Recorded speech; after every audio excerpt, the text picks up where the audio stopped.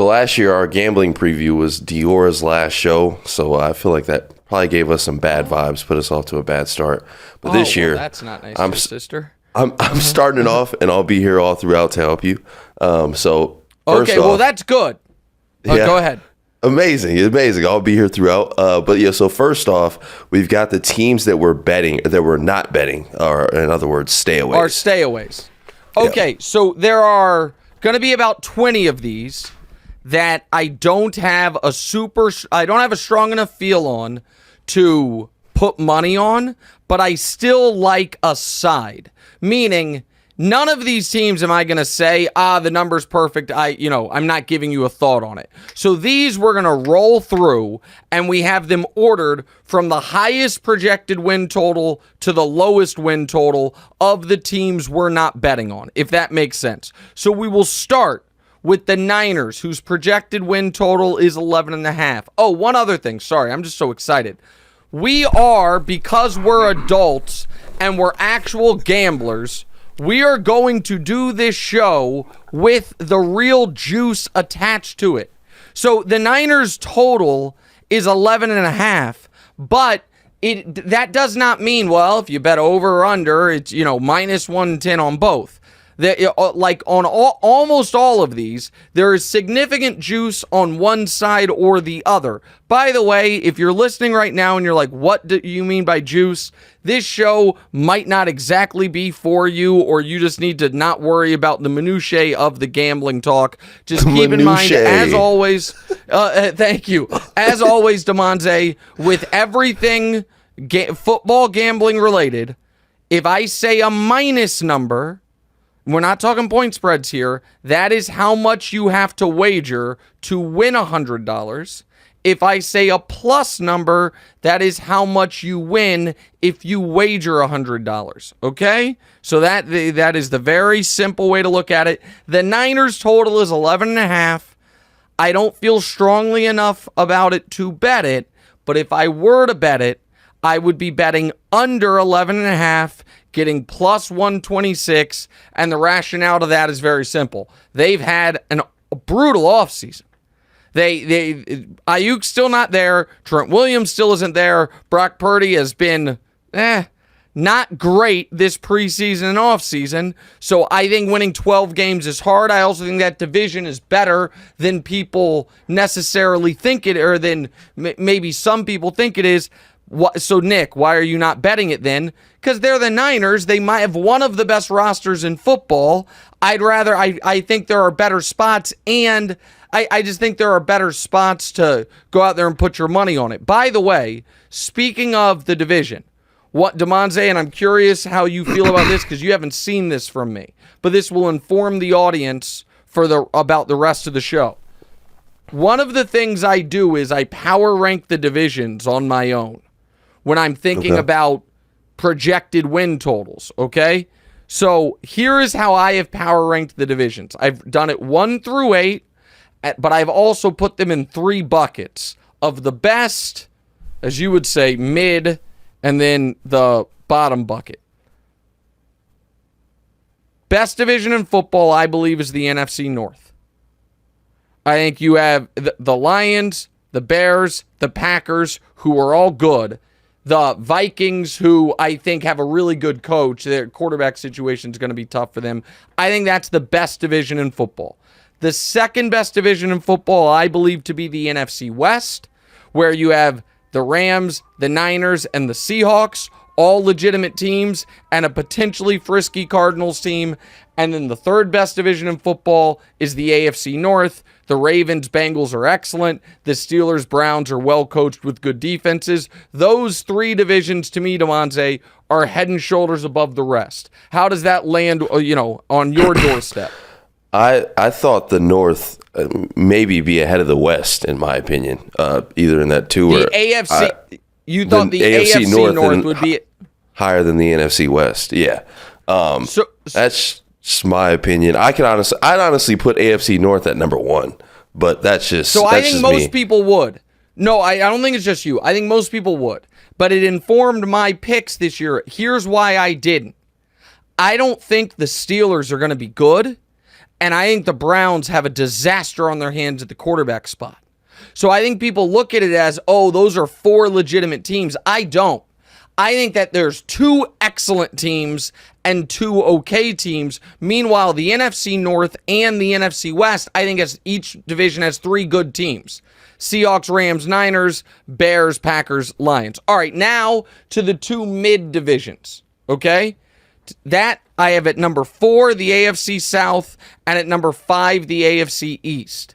And that is because the AFC South, I don't think has any outstanding team, but has 2, maybe 3 good teams. In the Texans, the Jags, the Colts, and then the Titans are there. The AFC East, I feel similarly. I don't think there's a juggernaut, but I think there are 3 good-ish teams in the Bills, the Jets, and the Dolphins. And then the reason that the AFC East could be higher, but the Patriots are so bad that they drag they're just, I mean, they might be a 3-win team, and so they drag it down. And then, so does that sound about right to you? Yeah, I like that one. Yeah. And then the bottom 3 divisions, here's how I've got it. Number 6, the NFC East, where I am not, as you will see, as high on Philly as a lot of people. Dallas has not had a great offseason. The Commanders could be interesting, and the Giants will be terrible. The AFC West I have at 7 because the Chiefs are awesome. The Chargers are, I think, going to be better because of Harbaugh, but they have no weapons, and I think this is kind of a build year. The Broncos are one of the least, on paper, talented teams in the league, even though I actually think they'll be sneaky better than people think this year. And the Raiders are brutal. And then obviously in last is the NFC South, as it has been regularly over the last few years. So that's how I ranked the divisions. NFC North, NFC West, AFC North, followed by AFC South, AFC East, followed by NFC East, AFC West, NFC South. All right, now back to our actual gambling show. We're 10 minutes in. We've given out 1 over-under. This is why we couldn't do the CeeDee Lamb topic. Detroit, the total is 10.5. You know what? I want to do this. For these ones we're not picking. Don't look at the rundown, DeMonte. All right? Okay. I want to do it like this for the ones we're not picking. And you don't have to worry about the juice. Because I'm going to tell you the team and the number, and you just tell me which way you would lean. Over, under, and if it's one, and you can also say if you love it. Obviously, none of these are ones I love because they're in the teams we're not betting. Detroit's number is 10.5.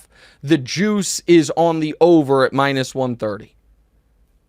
Yeah, that's honestly a tough one. I'd have to go under just because I've been saying that I think the Lions are going to take a step back this year. Okay, so that was one I leaned over. But also let me say that I don't love going under. But that's just right. So that's why it's a stay away. Stay away because I'm going over. And I have a team in their division making the Super Bowl in Chicago. So I it's obviously conflicted. But if I had to go one way, I'd go over. All right, Baltimore's total is 10.5. It's juiced to the under at -122.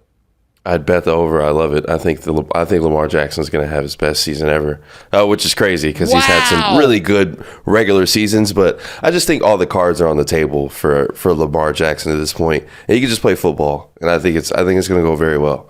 They got everybody they had last year, with the respect of Odell. So they have all their weapons, but lost a couple offensive linemen, lost a couple defensive pieces, and lost their defensive coordinator. So these are not ones I feel strongly about, but I would lean under. Buffalo's number is 10.5, juiced heavily to the under. It's like -155 for the under on that. Buffalo's total is 10.5. Which way do you lean? I'll go under on it. Yeah, that's wow. I'm glad that these are stayaways because you and I have disagreed on all of them so far. To me, I like the over, and this is where the juice on this matters. To me, Buffalo, this is a perfect number. Buffalo is going to win 10 or 11 games.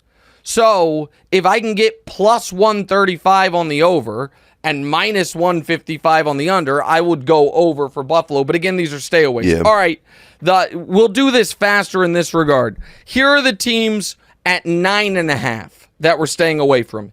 Houston and Atlanta. They are both at 9.5. They are both minus 140 juice to the over. How do you feel about each of those teams? Houston at 9.5. Yeah, I'd say I like that one. I like the over on it. I'd go over on it. Okay, I that's where I would be leaning as well. Go ahead. Next. It was the second one was Atlanta. Over. Yeah, I call it over. I'd be cool with going over on 9.5 on Atlanta. So me too. Again, these are stayaways, but that's how I feel. Houston, I think there's a little too much like Super Bowl buzz, but I don't think they're gonna be bad. So they're gonna be at least 500. So 500 puts you at 9-8 essentially. So I would tend to lean to the over there. And Atlanta, I really like the addition of Judon, the addition of the safety. All of a sudden, the defense isn't such a disaster if Kirk's healthy. All right, here are the 8.5 teams. The Chargers, the Browns, the Colts, and the Steelers are all 8.5. Obviously, the juice, we don't have to get into it on these that we're staying away from because the juice varies. Where would you lean on Chargers, Browns, Colts, Steelers? All 8.5. Chargers at 8.5, I'd go... man, the Chargers can win 9 games. I guess it depends on what the schedule is. Yeah, over. I'm cool with going over for the Chargers. Yes, keep in mind last place schedule for them because they were so bad last year. They were worse last year than the Raiders and Broncos and the Harbaugh bump. So I'm with you. I'd be an over for the Chargers. And this, some full disclosure here, this would have been a bet. I would have bet the over for the Chargers if Herbert didn't get the plantar fasciitis. That one worries me. The walking boot worries me. And I know they're saying he's going to be healthy week 1, but all the internet doctors say it could flare up. And so that made it a stay away. Otherwise, I would have done it. All right, the other 3 are Cleveland, Indy, and Pittsburgh. They're all 8.5. Indy, I'm going to go under 8.5. I'm sorry, Anthony Richardson. I know. I want to root for Anthony Richardson, and I know they won 9 games with Gardner, but I'm also going under. Next. Yeah. So Cleveland, Cleveland, 8.5.